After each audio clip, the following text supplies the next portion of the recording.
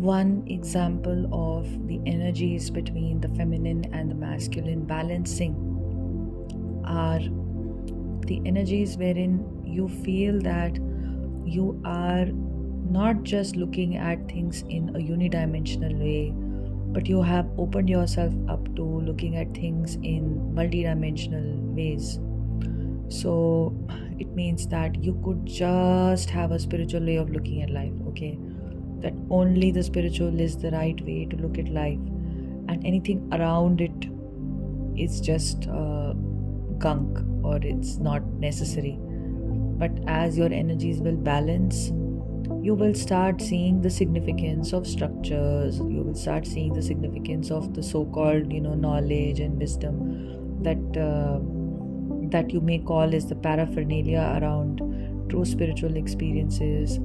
So that's the energy of balance that you come to when you are in a state of energetic balance, and it's not achieved from day one. You are always rising in your feminine energy, and the whole idea is to break down your defenses, break down the hurts and the past ways of looking at life, and arrive at a place where now, as a healed feminine, you are receptive to a healed masculine energy, which is also something that is coming inside of you, right?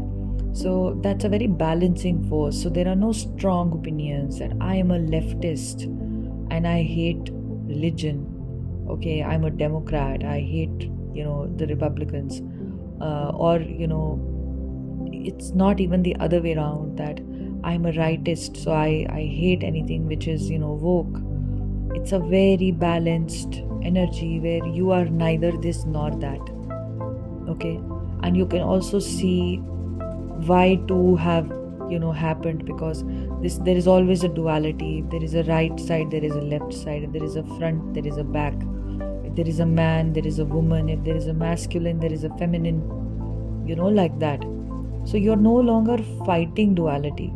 You're not trying to say duality is bad, but you are understanding that the world operates in duality, and duality also, in the physical world, it has its functions. If everybody became spiritual and everybody left, the matrix world, the structures as we know it, that we all have gotten used to, will start to collapse. Okay, nobody will, for instance, work in banks, or nobody will work in construction, or nobody will repair cars, or nobody will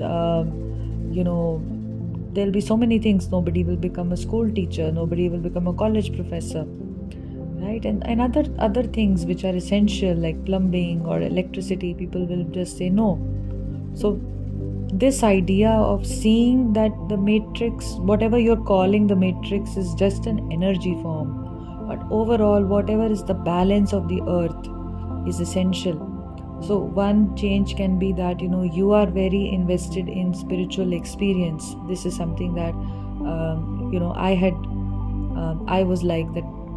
Only a unidimensional way of valuing only spiritual experiences that happened inside me, and not valuing spiritual information, not valuing spiritual texts, or what are people saying, or what has been written, or what is happening, or the cultural context and such. But with the energy coming into balance, you start seeing that this information is supplanting the experience. It is in explaining the experience.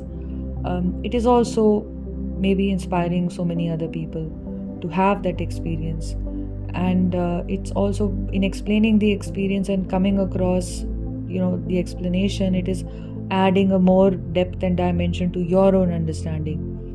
So it's not like the mind is a bad thing, intellect is a bad thing. You understand it's limited. It's not everything. It's not the be all and the end all. But you're also not opposed to intellect. Okay, it's not like structure is a bad thing. You may not be very structural in your feminine energy. You may be wild, and you may just be as you are. But you appreciate structure as well. You appreciate the importance of structure, the protection of structure, the certainty of structure. While you may not be inclined towards it, this is that idea of reconciling the masculine and the feminine energies, where it's not like the feminine energy is opposed to the masculine energy, which is sometimes the experience that you have, that the feminine is not receptive to the masculine energy, to a different cognition of the masculine energy, a different way of the masculine energy in which the masculine thinks, operates, and deals with situations, such as dealing with twin flame. The twin flame connection for a masculine mostly is about running, that I can't deal with it, it's not logical, I'm out of here, it's too much, there are so many triggers happening, the way for me to deal with these triggers is to run away. And the feminine is all, wow, what a beautiful connection, and I now want to pursue it, with all my life, and I want this to ground this immediately in my physical reality. Why is this not getting grounded in my physical reality when the connection is so perfect? Why do I not have it in the form of a relationship right away? And all of that starts your ascension process, because this is that you're not in a proper receptive feminine energy, you're in a masculine energy, an unhealed masculine energy when you're starting the journey. And slowly, bit by bit, you're releasing that, and as your feminine energy will heal and you will become receptive, naturally you will have receptivity for the masculine energy also. Now you will, like I said, from going into unplugging from a very bad structure, like let us say a bad job situation, bad family situation, bad societal obligations which are draining, unplugging from that, which is your unhealed masculine energy, going into your feminine flow and healing your feminine energy. When the energy is rising, it's healing, and then having the receptivity for a healed masculine energy. This is the journey, okay? Which, of course, this is all an intrinsic journey, first of all, before it shows up on the outside in a tangible way. It's first an internal process of this change, of this whole revolution that is happening within you, of the transformation that is happening within you. So this is essential to understand that there is no opposition between feminine and masculine. Your masculine's way of responding, of thinking about life, of doing things, it may be opposite or may be very different to yours, but it is not something which is wrong. It's not bad, it's not stupid.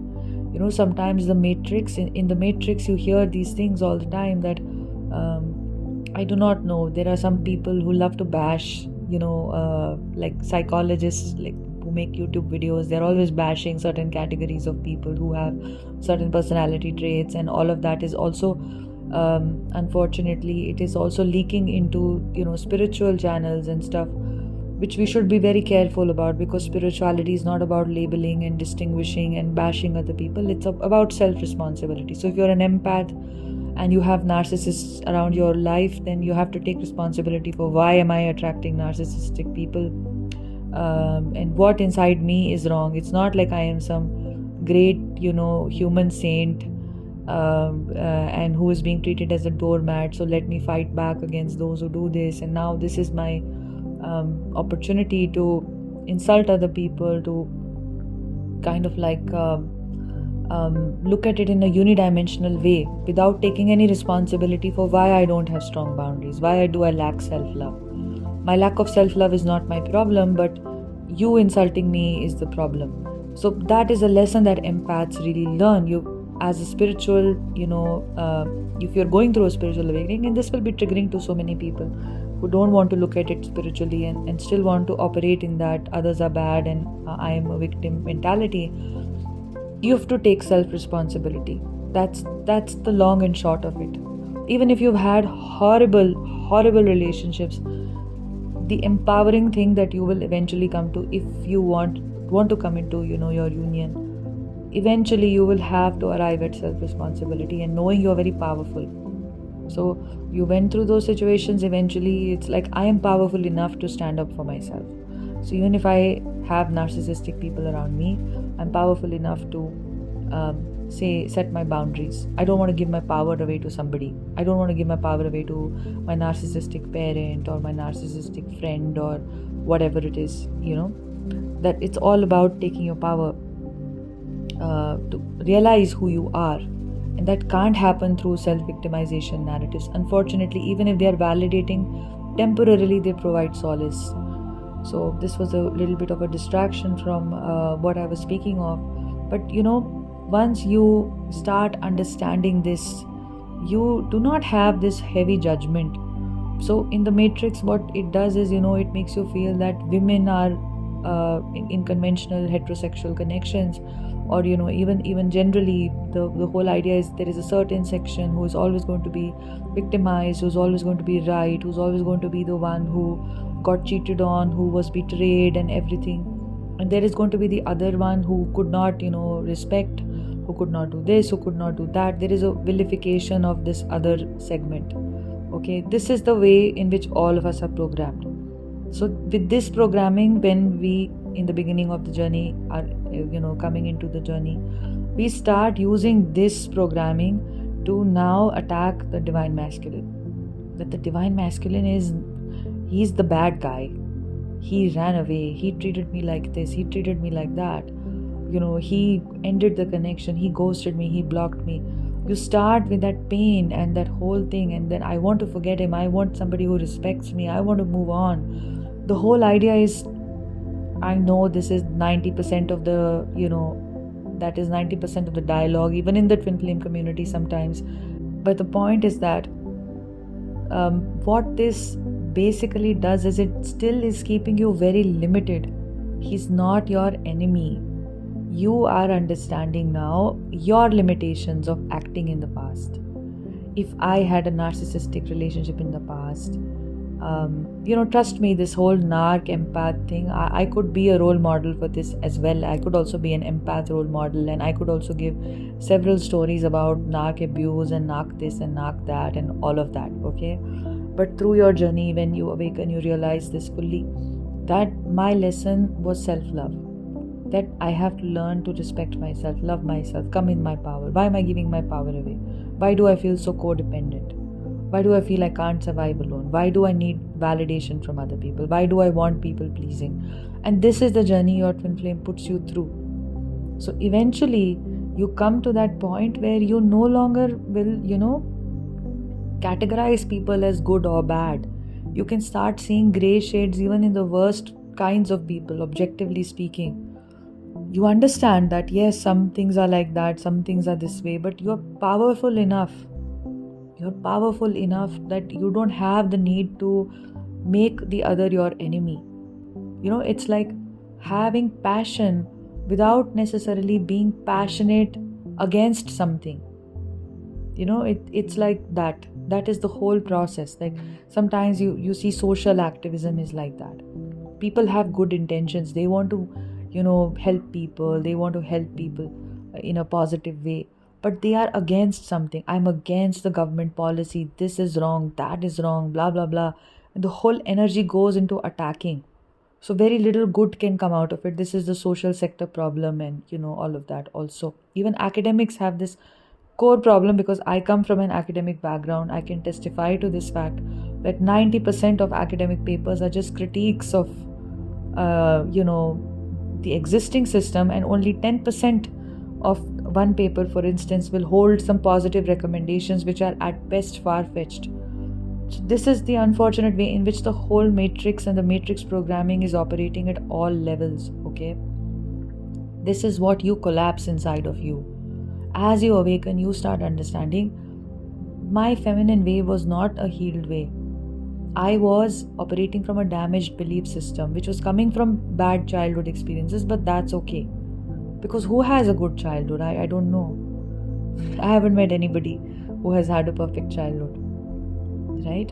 So anyway, when all of this, you start realizing, you work on yourself, you take self-responsibility, you come into self-love, you heal your feminine energy, you're in a flow energy, an allowing energy, a beautiful energy. Naturally, you are now able to have your union within you. Naturally, you are receptive to the masculine energy, because now there is no opposition within to the masculine energy. And when that happens, you start to see the value of these things, You start to see the value of the way the masculine is thinking. There is value in logic, there is value in structure, there is value in thinking about things a certain way. Okay, there is value in that. It's not a bad thing, but it's just that both of these energies work together. The Shiva and the Shakti energies both have their roles, and they both work together. They are in harmony with each other. So how will this process look to you? That now, for instance, you will start having discretion. Discretion is different from judgment. Judgment is egoic, that you are good, you are bad. That is judgment. You are wrong, I'm right. I want to show you down because I feel really superior about myself. That is judgment. Discretion is to know what is good, what is bad. Okay, so discretion is to, for instance, just understand that this person is thinking this way and is a troll. For instance, if I am to, as a content creator, I can think about it in those terms, that if I have a troll trolling me on the comments or something like that, or saying something hateful or whatever it is, so many people have that. So discretion is to just understand that this is a troll, this has that kind of an energy, possibly some entity attachments. Who knows, why else will somebody want to go on some channel and talk nonsense and whatever, possibly whatever motivations, and that's it. This is what it is. I can just delete it and hide the person or block the person, or report if the comment is a certain way. That's discretion, that I'm keeping the space clean. Or let us say you meet somebody, okay, and you just know that, okay, this person has a very dense auric field. You can feel it. You can feel that maybe they're needy, or you can feel like they want something from you, or you can feel like it's tiring you out, it's draining you out. So discretion is to now just know that I don't need to entertain this person. So everything is your intuition. To follow your intuition is a balanced energy. Intuition may be coming to you from your gut, it's coming to you from your feminine center, but the fact that you are willing to follow your intuition is coming to you from your discretionary centers, which are your upper centers, and most likely the third eye. So do you see how both work together? This is so different from how you would operate in the matrix when you were unawakened. You'd understand that in the matrix, when you meet somebody for the first time and you have a very off feeling about this person, and your heart is saying don't engage with this person, and you enter a relationship with this person or a friendship with this person, and 2 years or 1 year after that you regret it, you've gone through pain, and all sorts of nonsense has happened to you because of the connection you had with this person. So what was this? You had the intuition, but logic came up that it's just a feeling, it's probably nothing, the person seems all right, she's speaking well or he's speaking nicely, and all of that. So herein there was intuition, but there is no discretion. One, also there is no deep connection with the intuition. So masculine and feminine energies are meant to work together. And this is your state when you start coming into inner union. This is your healed state of allowing the masculine to be what the masculine is. Not questioning, why are you not thinking about it my way? Why can't you see the connection? They have a different way, you have a different way. Let your way be healed and rise up in your own way so that they can do the same. Okay, their side of the story is really not so much your side of the story. After a point of time, when you start feeling the activation of the masculine energy that has happened to your masculine within you as well, that is when you start integrating and you start understanding this in a more holistic way. So the point of me just sharing this with you is that don't look at your twin flame journey with the lens of the matrix, with the good and the bad, and what is acceptable, what is unacceptable. This is all the egoic judgment that has nothing to do with your twin flame union. Judgment and ego and hate and jealousy, those are vibrations that don't have anything to do with your twin flame union. You have to transcend those vibrations, and even if you are operating in those vibrations, that's okay, because this is your ascension. You're ascending from those. So sometimes you'll fall back and then you'll ascend again. So there's no need to be hard on yourself either. I hope that this helped you. If you wish to work one on one with me, if you have, you feel like you need any guidance, any support on your journey, I offer different types of sessions. We go really deep in these sessions. We do some inner work as well. I provide you guidance which is individualistic, which is suited to you. And you can connect with me. You can see the link in the description. I post more content about healing, going even deeper on my Patreon page. You can see the link in the description again of my Patreon to see the content there, and you can support the work here through Patreon. Sending you lots of love. Take care. Bye bye.